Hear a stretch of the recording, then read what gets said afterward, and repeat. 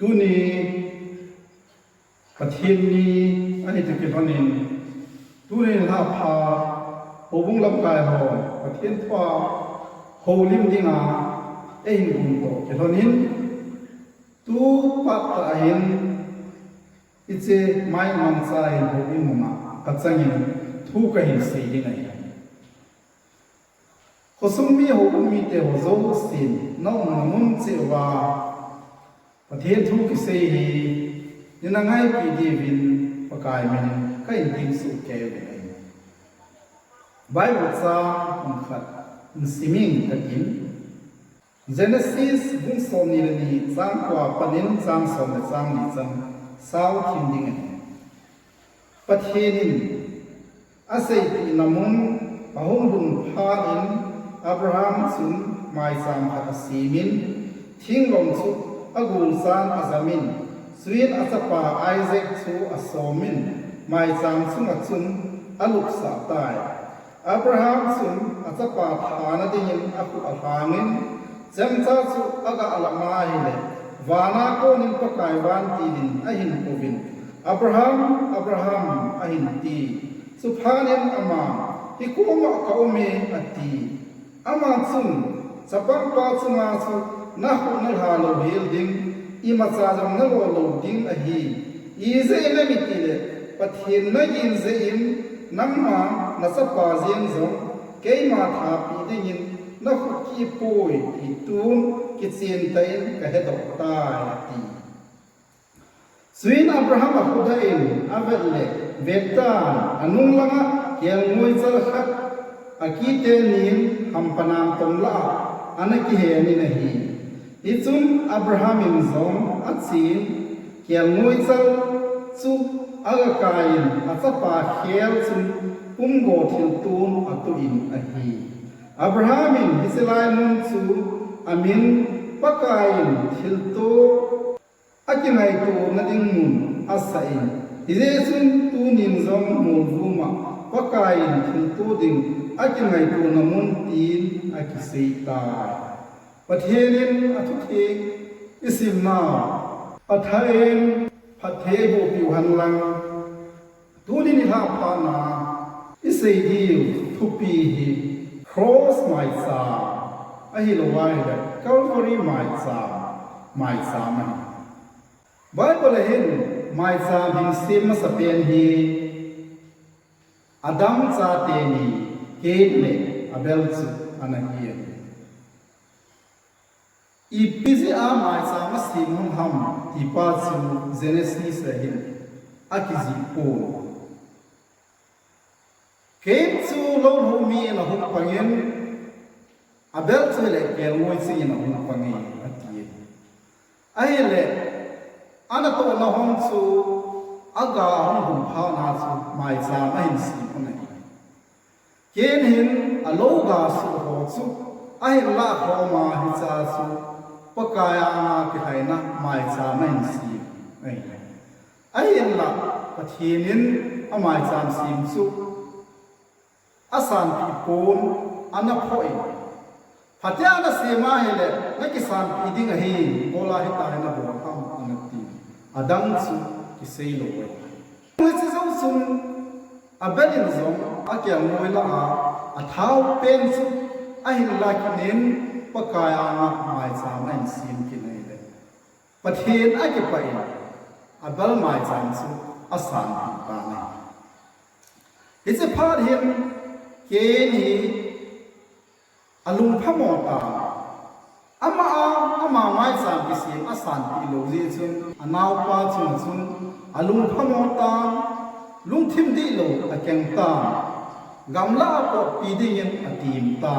aga po hon nei le achung achu in athan ta is a part sun pathinin Cain hi ko nanaw pa hoyang ni ta cái nào pa chinga nei bol ham tin adon ko ni lai na naw pa thisan na su ka ang sima ahun ko ni nei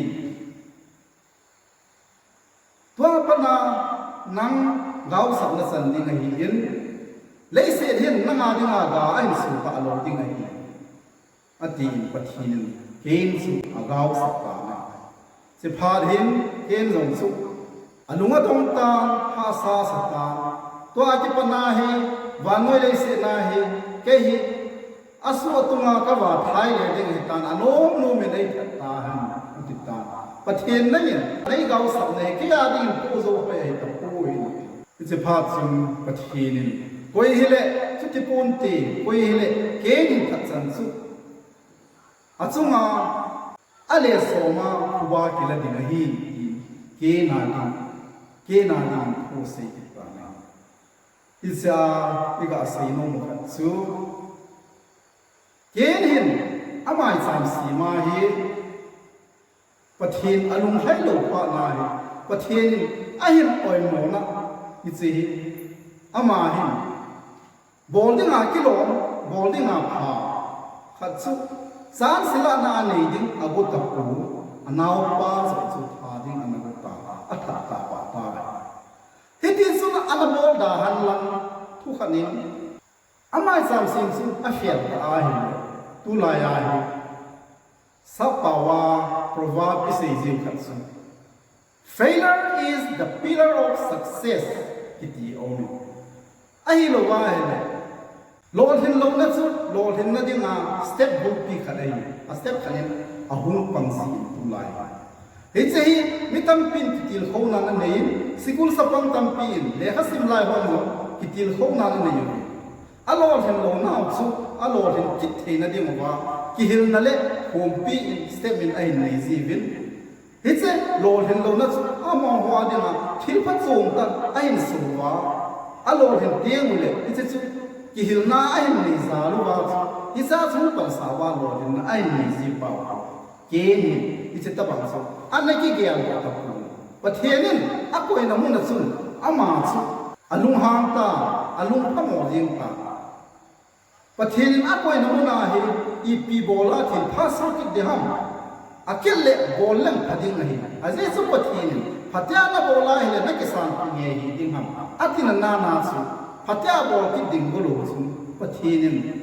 อากุลลงนังตาสุชิลซีสุนโบตาเงาสักสันเดตา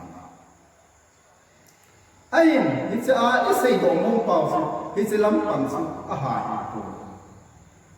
อิสัยดงมงเปาฮีเกณฑ์หมายสามมาเห็นปะทีนินอาหมายสามอันสันติตะปูอาเบลาฮีอีพิเศษอาสาทำปะทีเลยอาเบลหมายสามสุนเกลมวยสุอาหุมกิโกตานะฮีเลยฮิสเกียงมวยอาหุกิสิไมซามาสุนครอสาวันเกียงมวยหุกิเขตเบดิงสุปะเทียนมิมัวสุนอาหุกิลังขัตาฮิสสุนปะเทียนลุงทิพไอ้หนุ่มตองขัตาวันน้อยไอ้เศษหิปะเทียนนินอัศปาวันเกียงมวยไอ้หนุ่มหิกิดดิ้งนิโคสุหุกิลังไงฮิสซาลาสุอาเบลไมซาสุสานาหุมาฮีอินฮิสซาลาสุเกณฑ์เลยอาเบลไมซามสุอีพีอาบองนะฮอนฮัมทีอาดาเกลดิ้งสุอามานิสุเอเดนฮูนาโนตาอานาอุมอาดัมเลวีสัพเตนีอิสราเอลอาดัมเลวีสุเอเดนฮูนาสุโนตานาโนมฮอนิมโซนเซียซินปัทเฮลลุงฮานนาลซังฮุนินโนโดเอนานาอุมตาไนเรซุมตุลายาฮีทุสิมากิเซียเฮโนฮีนฮิสลายาฮีเกณฑ์เลยเบลาดิมาสุอภินนันมูฮอนเลอภินนับปาฮอนตาสุเอเดนฮูนาโนมตานาอุมเตนีวิเทรันตุลายปาวาอันนั้นฮินฮิสเซียสุฮิสตุซิมสุเกณฑ์เลยเบลสุอเฮดฮอนเซียสุอามานินไมซามอหินซิมฮอนสุฮิสไมซามสุเอเดนฮูนาลุกิดนดิงเอเดน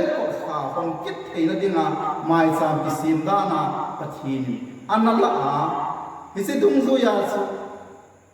เกณฑ์ไมซามาสุเจสุคริสต์เมลกิลังตาโจกันเลยเจสุโลสุ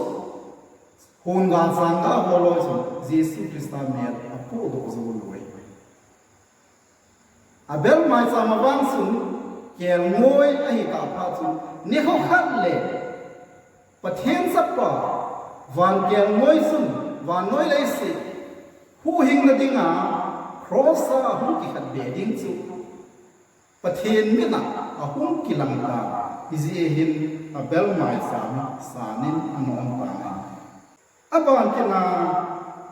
mai sami un ahin sim zomam itia ya noa hin mai sami anasimi noa mai sam sem su ipiham itia ile tui sang le ahum ki chai phat sun noa chu konga konin aum pi ho zo si to ahum ko do ta vin hi je chun pathina din ki haina mai sam ain sim ta get cha thing la konin adong khom so ke hi se chun mai sam ain sim ta ne le agim nam tui chu pathin ang sunga ahum hum ta hi je phat chu pathinin noa ang sunga kidim na khat ananei ipikit na hamiti le lấy xe đông lại xe gam sắc pha gam đất pha phal bị lại lệ chủ lại lâu lâu pha thì tiêu dấu xe bê ta lâu tiếng ấy thì anh sẽ bị thì cái chú bị mai sao lắm bị ai vậy cái lệ abel đã xem mai sao đó sun anh kêu bằng cuốn tuy sang lệ na cuốn na hung sung sa nawa adi na chú amaban và nói lấy xe na tuy sang ale kita lo na ding tu lai pawa disaster to kireleta nai pathinin izimai sami ahin san pi a leise dam lai se a gam da pha gam sap pha su lai le nipi lai lo lo pha thing ku pha ima zo si sing ding a hi ya na tik pa tuy sang a leise kasu mang ki ta lo ding a hi Yechum ama no mai sami ama hasan na disaster ki to a pathinin anasan mai sami acham tia he kele abel mai sam tabanga mai sam him sim som ding pa pathinin anaga do jing lai hin pathina ding mi pha hi anabe pu enok jong su mi son pha hi ain ko sunga untat pi sunga pathin ki halwa anaki vo singai ahin enok su pathin to ki hasazing anahi zi chung ama ta bang bangin nowa lam su pathin to ki vo sing anahi ki dai ahin abraham su ama ni to ki bang bang di wei ipia mi ti le abraham su milim howin sunga hon pi ngai pathin hen na in sunga hon pi ni lo apa tera su milim sim thu sema sumkola na vei anakizu ziye izasu abraham su apa pathian lim sim thu so avena hile ta asanna ane ta lo zasu vanoi le sim pathian khat su ding hi yin ama su hoya dem ti abraham bin nasata pathian ai no pa nai pathian zong hin edan ko kha hon kit thel ding amai sam sim ding su ana hol zing na ya su akon la kon ki tu kha ti ta ba pathian in zama hola abraham in zama hola a hol la hol su anai ki su tu ho nei it's hi abraham le pathian ki mu na ku sim mai hidizum abraham su pathian ain ko do ta ain lo da la ding le ain sumi awana no pa zo si da ha aman ate ki gam zom ding ahin kota abraham zong akipat do zi ne isi zong ni abraham ma ding amin na pathin masanga amin na ka dai tu la ya hista banga ki ko wa ko do na ding su ei ki ko han lang hi zong ne ki ngam do mai ki abraham su ain su apa in su atsen nagam su apin nagam su da la pathin ko na lang an si ji atseta ahile isatsu pathinin zong abraham sa ako do na atsu pathinin phathe aboin amin zam a khel in abraham ni taloding abraham izading aziz ma so sitin nam pin na pa hiding na ko na nam tin vai pi kasim do ding atia abraham kitip na asima abraham le ai summi te ho do si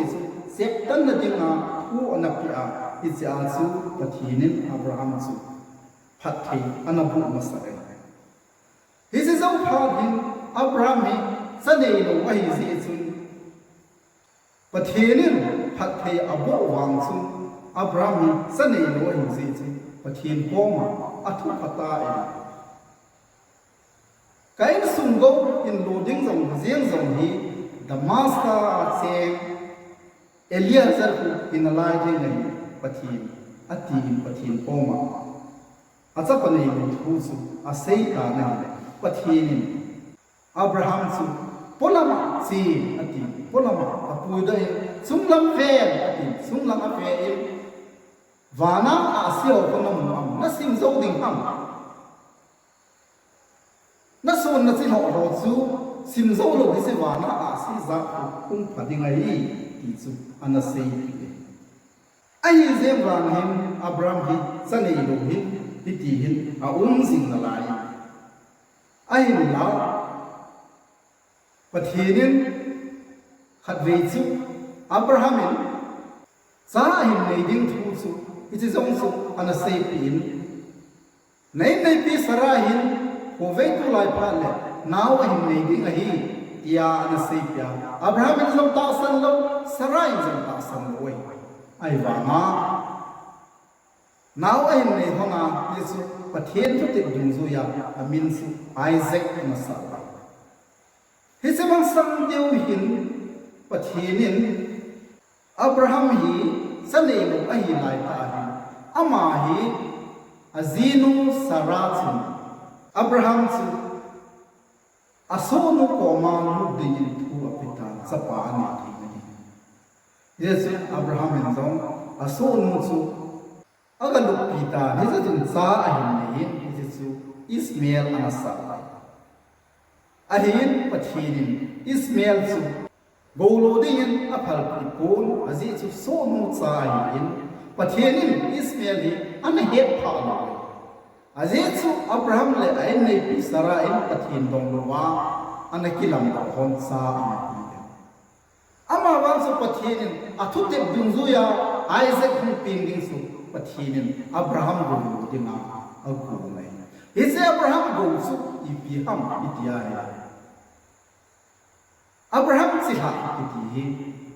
singular number kimansa na to kitu a isi Paulin Galatia anasei kadi ana isi ipiham dile khat kisei na ase singular number na siha atibai Jesus Christa asina ya asi. Yes, Abraham si haten vanoy lesi kumpi ahin loading. Namtin 5p zosi pin na pahong meeting. Amazala namtin 5p pati unsang din tihoy. Koi kisay na mitila Abraham ako na humping do Abraham ko at siha Jesus Christa taasan ho zosi Christine ông meeting pai, ya was also taasan na Abraham so yung meeting pai asi. Yesum son san golo de ponte atin tutep sa Isaac golo dinga Pathinin Abraham koma anasi. Ay hisasun Abraham sun sapasang kana ani Pathinin api Isaac su Pathinin Abraham sumasun pati nakhat ahin nei kita ipya iti apati mam itiyai Abraham nasapa sangkhat Isaac su puyang lang kayman kagonong ngunapun gatse lang hisalaya su punggo siltua kayma hong ana gamitin ti puwa pitana ise phahin Abraham Zimpi tain akipat do zeni Pathin to be is bolding zin akipat do zeni tulai te ka adin nai si thil ti za thim thil gim nei Pathin dam sam hilo aphat ti na ama ki ba pizing Pathin dale ama phathi anabu zing pa Pathin asapa sang kha ahin pi zu keima ho na na nei ni mai ahin ti zing pa sa Abraham in Pathin mo in his city also to paluila akipat do zing pa zing pita hen akitovin asangan to thinglom to Isaac to golham ni to akipuye atie ise sun akipat dovin mai sam sim ding sun atsi ta sao pita che zo no hin Abraham akuda enaile azun na ding mun agam la na lai ise phat sun golham te ni le asangan su adar azapa Isaac le thinglom su Hinglong su Isaac in apu in atsi honi mai san sim ding sim si ding ai ki ko ma ka gol lam te ni ko ma chu hisilai ko ne hin nei langa sing honen lang keile boy puin tauna gamang honing katin ko hum kile kin hom ka si in hitin anon honi it's Abraham to see atsakwa thana mai sam sima si dinga alunga of ai wangin gol ham te ni ko mo sun keile boy pu hi ko ma taw na ka man hon dingai ka hum kile ki hom ka in nang ni na on sin hon hum kile ki hom ma ai wangin atsi hom ka lampia hin ai sai apa ko hepa u nidayen ke moi to mai sam sim na ding ipuzi in ai le tu nai thing lom se se ipul hona ipi ai si hon Abraham ading sun do do ha sata fa chu ai su ahim do mai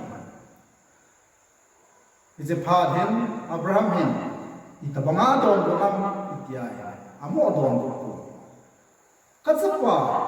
mai sam thil to ding chu pathinin aman hin ki ngai tu nan te achi hom ta na hi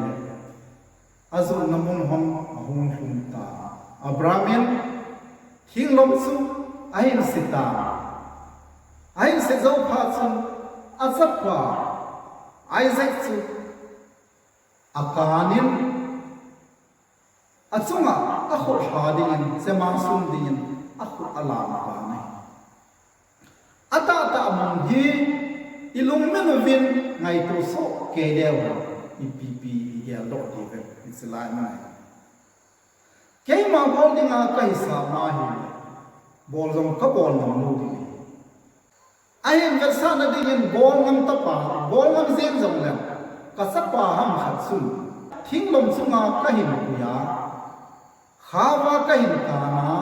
pana chu ka sa pa chu ki tom ding a ha se ding he pa ini lo bu ham ai ti ding chu ngai to so ke le he se ma na chu a chem cha chu ala ma ha ki le la su ding au ki bu se ngai a sa pa hi I pi a gel a ki tom do na the yin pula hin ni hon ki bol han lam hi le ki bol ding bang ta han lam hi le it's a pa dam sunga I khan na ding su kapani ta bangai bol no no tia athu sei jeng lo su nga zo lo wa azam dem hoi la ngai ye ti dem ji Isaac zong hi sapang pa sa ta Jesus Christo van kier ngoi thungai ta a kier ngoi amul vo ho thunga amul avo ding va thungai ta akido hum ke ta banga Isaac zo isilai manai anaki do hum ke Jesus Christo van kier ngoi to te ta thai mong mong Isaac Abraham sa patsang kha anna onai isilai mai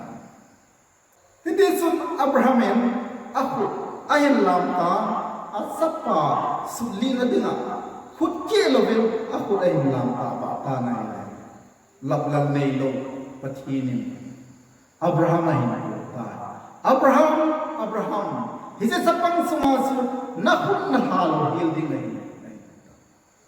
Abraham hi ko ma ko be hise sapang sunga su na khut na halo hil ding nei ize na mitile na sapa sangkhat keima tha pidinga khukki lo hela naum su keima amu do pa nahi yesu nang hi phathei ka bo mong ding nahi ta nidanga za phathei na bu sa hin hiselai muna pathin hin Abraham hi nahi het sin no ma patimna anabol na muna so silai mo na so asapa sang khat khot ki lhela a khot ai lap zen pha na so phat thei ka mo mong ding na hi ta e silai mo na hi Abraham akinum hei na hi le kel moi khat su nang tom la a akia ani ki hal ta su amuta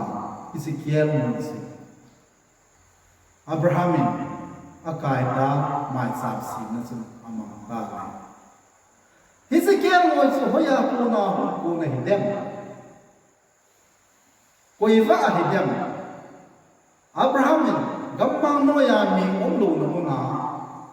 mai sam sema asapa Isaac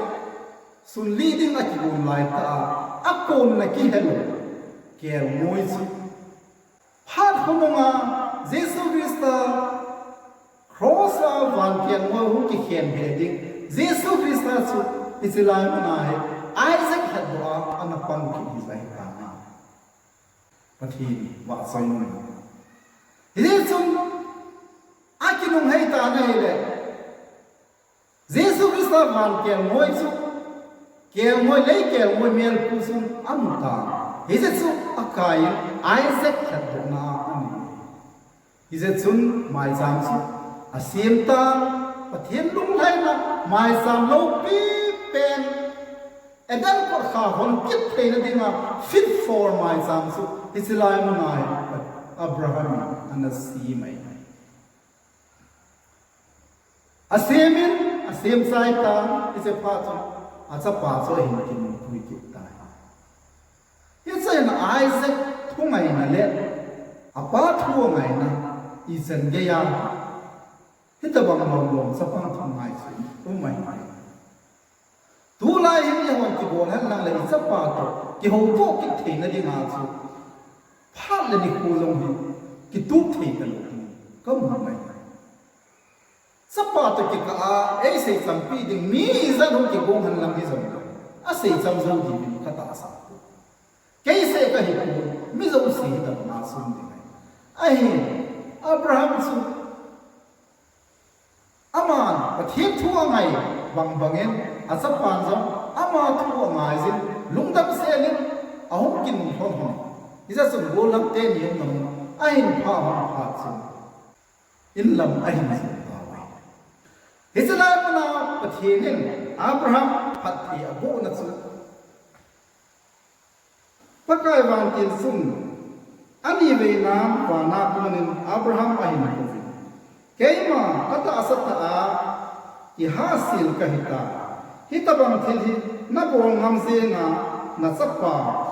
sang khat se chunga zong khukki lowa na panjen pha in tin pakai na sein Kei man nang ma phat thei ka bo mo mo ma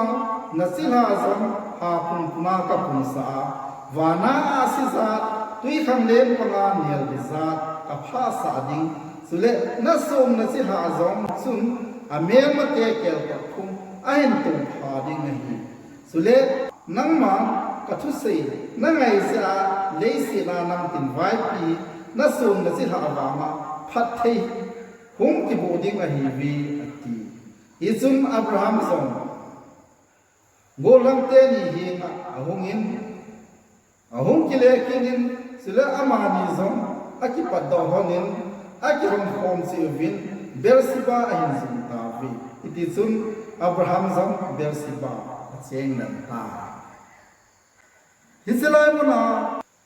pachinin Abraham mai sa boldinga ako namuna Abrahamin asapa sang se pathianin atip pia hu pi pathian hom na dinga pathianin ahin ye phana khutki lo hela akhura lama asapa pathian tha pi dinga khutki lo hela akilak ta phana so pathianin Abraham hin san dia pathaya hin bo nei ipi ham itiai Nehu kan le pathinin asapa sang se Abraham sapa sang se pathin tha pi dinga khut ki lo pa he na so son le chi ha te ho hat do thei na ding a chu pathin a cha pa sang khat chu khan loi la ai ti pai Abraham mai cha ma ko na hung ga de Jesus Christ pa sang khat se nei che che hi ho mai Jesus sap sang khat se nei se te ni chu khanin khana ding aki pi hom da kun Abraham in apem pathin atek bang sun apem hizata bang sun pathin jong asapa sang khat su Abraham sum le chi ha si hat do ri ma chu ai so ai iza chu Abraham ta asan chu pathin ata asan ja chu ama ading di san nai agi sim pi tai son phan nai agi sim pi tai ti polin ale kha thon la ading ve tam pi ana rapid ta ana sei chu pi pham ta Abraham son phan na chu Abraham ta asan na chu ama ading son phan nai agi sim pi tai chu ave la ana sei ana pang nai Yesu ta asan son phana kisim ti pa hi ingai awai thil kidang ha chu ai son phat ki ti pa chu koi ma puin abol do zo lu bai Abraham zom hin son phana chu pathian lung su ato zo lu mai ti ai wangin pathian ata asan zal chu asapa cham khat khot ki lo wa ai su bot pa chu ai tha pi bot pa chu pathian ai ki pa sa hi chu ama adinga son isi chon phana isi mai tu lai e ho ukite ikasam ivenai sun lai sen pi ki tikha hi au na ming khat sun thiem mo chan na i zan nei han lang ki zom le lew na din pa na din i zan na pat ki bol do pa han lang ki zom le gol lui lai ya zubel ai ki bu wa Hausai suma ahim kim tim le hausa su lai si piasi tu lai zubiel zuira ta provin zubiel khalin sabela ki domta hausai na hiloma su hil na na su hitse sabel su akidok nu na hi alung ham te su athutan te su hitse sabel ki dom pa su lai si pia asin selfie khat ki banga ki lai selfie ki tipal su in sunga ki kai no thelu wa pa ma ki hena selbu a ki hen si ama wang su hausai sunga hu ki dom no sabiar sai le hausai sunga hu ki kai no selfie to ki banga hin su lai selfie is it so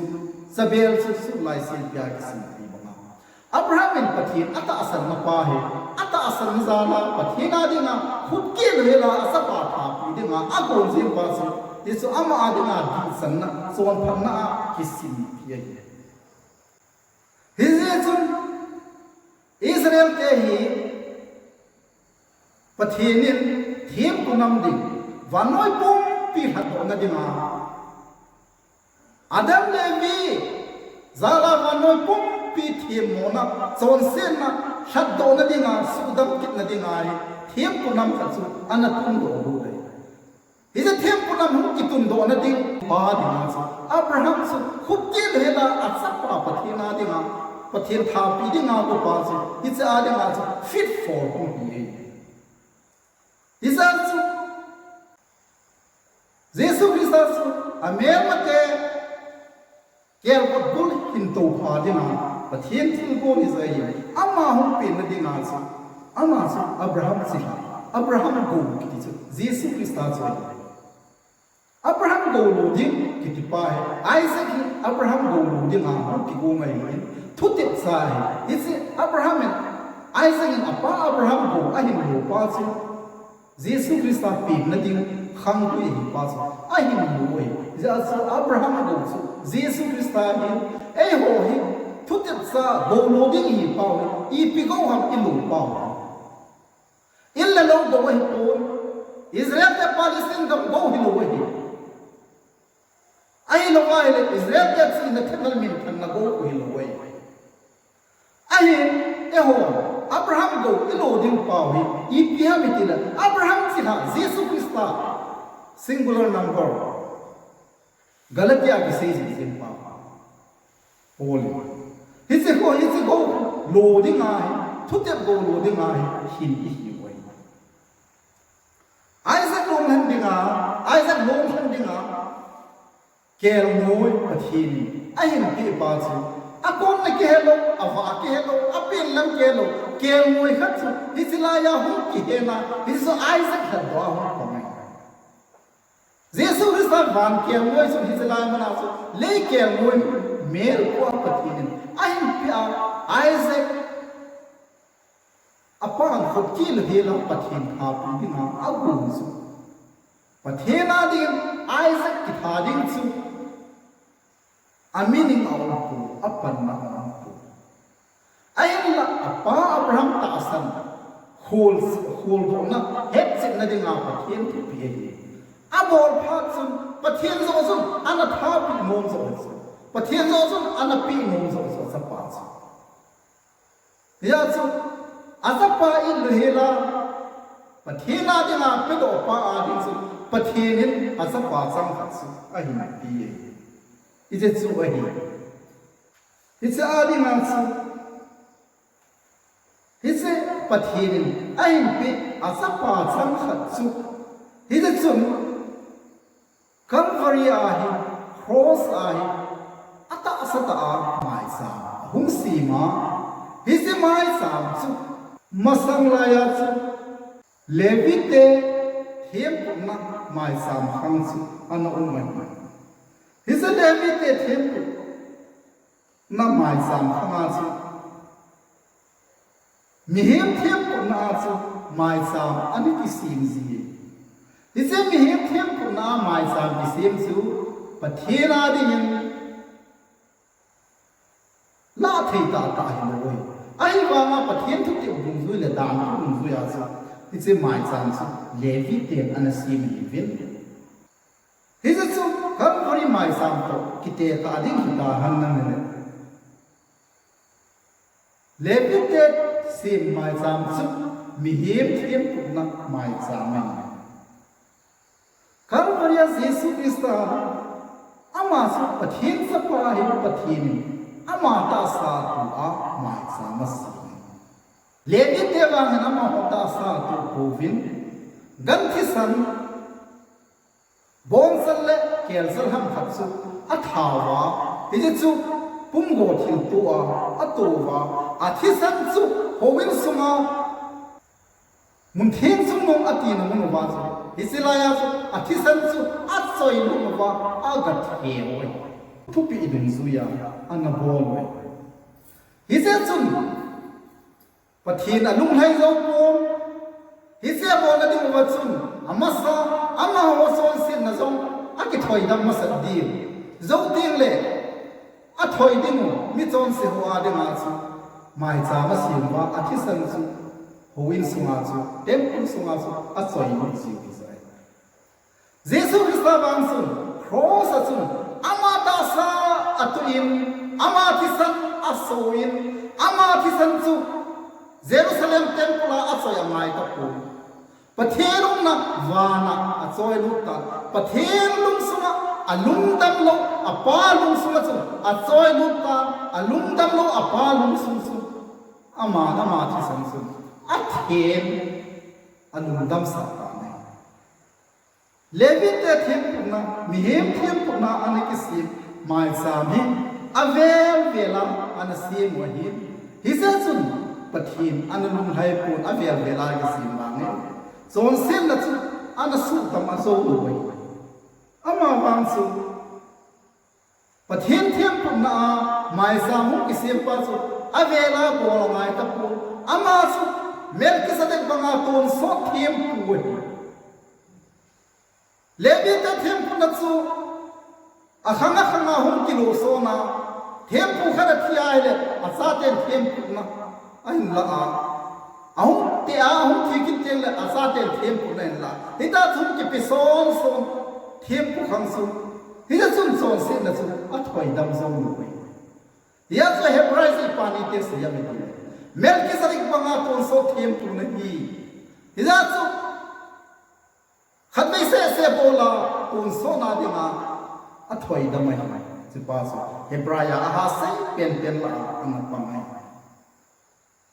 ya so patienin levin kan asu thieng zo lo patien mit dinga asu thieng zo lo so patien thiam kun na in ama thi san so ya anasu thieng nei levin te thiam kun nei dan thu zu ya abo lo hin patien thiam kun nei le dan thu sim pa dan thu pe pa abo lo aki khi na sin Isahin levi te thiam kun nei patien aning tanin nana tha kun man ho na pum go thil to ho ka chim sa tai ka ki da tai ana ti ama wa jesu christa pathian thiam puin anabol wang so athisana choi wang so pathina dina lung thlai nai ve pathian le ka pa ki sei bayin keima nang ma lu lam bol ka hi hebraya ana sei levi te thiam kun na ki bo ho hi hết xem lo wa bo le hin pathiam thiam kun na jesu christa bo le hai a thu nei pa na bo le hết xem lo ma la ama chu a thu hum kun do na pa ama na bo chu hết xem lo wa bo ho to ki bang na wai levi te sem phat ka adinga jesu christa sem phat ka adinga ana bo le hin pathiam thiam kun na wa min asim phatai amana sim phat ka adina chu levite anapo ya chu levite them kunna mihem them kunna ki bol chu jesu christa he ashu ka adina ashu theina dinga anapo akhanga kum aza asang walu na levite them kunna na anato khan la khadhu ki gam lu tuwa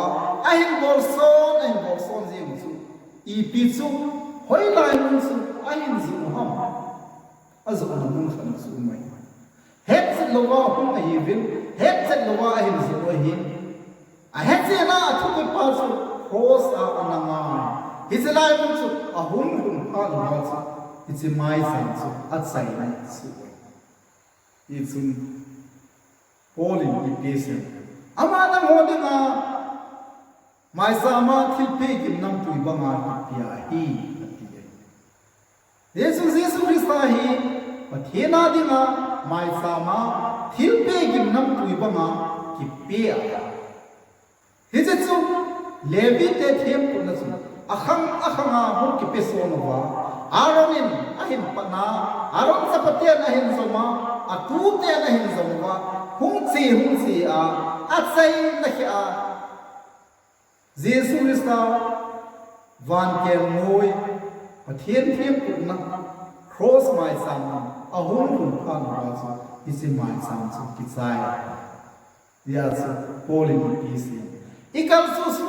su ku sathani felovin Jesu Christa ki thatta nahi yesu kita tain ku bolu hitte lungtheng se le kita tain ku bolu hitte Zon yin lo na ku na ku lovin tia polin an sei pa ikal sa ku sathani khelen Christa akitha yesu tu ni ha isi mai cha mai eden ha chu hong dinga chu ke mai cha chu an hing so to wei abel mai cha nam chu a hing hi chu lo wei ain abel mai cha chu ipise ana ki samam dere Jesu Christa mel ana kilamai a hong zo chu ku nei ya chu abel mai sam sama chung zo chu Jesu Christa thik pel chu a hong do te wa noi le se pum pi dam da ding ye chu mai sam ki sai nai tu la ya ye hong mai sam me bol pa he bol po de ka tu no wa in zo disaster to ki tu in mai sam ana bol pathin ana sa nai tu la ye hong zo ingai sa dum zo vin mai sam si mu ni pathin isan pe di dam thaina ding mai sam si mu hi Sate pathe na din mai sam si mu ti in chen lo chen phan na din mai sam si mu pathe ne no wa mai sam asan ma wo ye wa sa ama wan su eden ko kha hon kitto a relate relationship na ya ki sim mai san su kele abela akitsai phana ahen zoma abrahamin anasim su cross as Jesus Christ hu ki thading mai san su hi je chu hum kilang masa abel mai sa ma hum kilang masa ahong ta ding Abraham su humbul ding pathin ahin ai lan to to kin hona sat pa Isaac chu ama hona nei ding pathin asa pa chang khat chu ama sa pa chang khat a pi nom se a chu Abraham sa pa chang khat chu ana thu mai pathina ding Isaac is leading chu pathin nong anon po pathin nong avo zang na he se chapang sung chung na khlan na ti ta le ai sa na mai sa sim ding su pathin Abraham lum kan na bol hi ba ani thui ata bol ding a su pathin na ding a apan nam chu lo we ama wang su ama a ding a ki le he la apan ta ze a chu pathin an zong in le he la a cha pa chang chu pi a he sen va noi pu pi a hu hinga he se va noi pu pi a hu hinna Jesus Christ ta san zo se Christa apona Christian mum ikhawa he je chu Abraham sol le chila wa noi le se na nel giza ma sunglanga a si sa ma tam sa ma ye chun tu lai wa noi le se na hoza giza ro man na buddhist sa ma tam so Hindu ho sa ma tam so Muslim ho se sa ma yo tam so North America, South America, Europe, Australia, continent is also Christian continent, Christian country is okay. Asia gama Buddhist atami, Hindu atami, Muslim atami. He jaho jaho si sa me ki bom sa ma chu. Europe le, North America, South America le, Australia le, Asia la do minority Christian hum ki gom ko ben wa noi le se na Abraham zo sun sunga a si za le noya niel gi sa na sa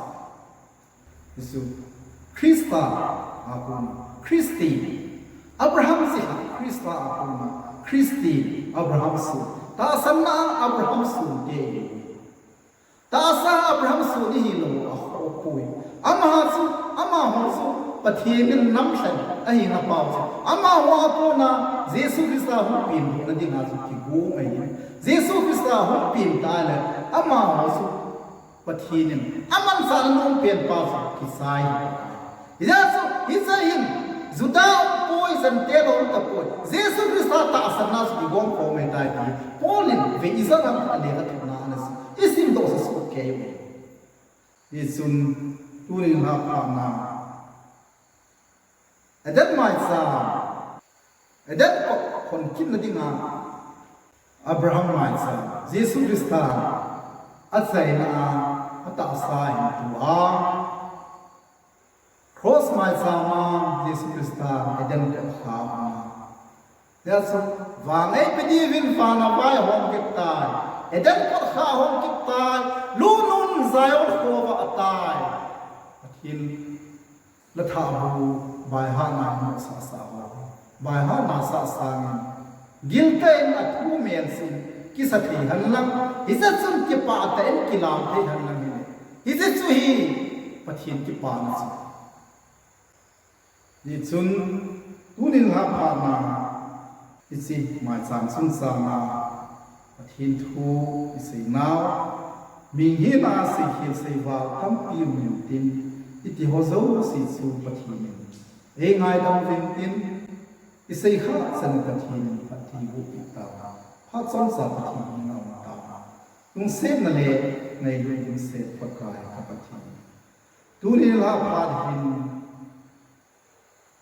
cross mai sa calvary mai sa Jesus Christ van tel moi cross sa hong thi a itun van noi le se kum pi a hu do a mai sa sai na hung bo pa edat ko khao na kabong sama idan ka alien sa kitna pusi kasi pakai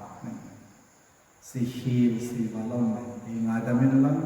kasi khatsan ngadapi wazo si ada hem na ki be na ding le phathi chan na ding a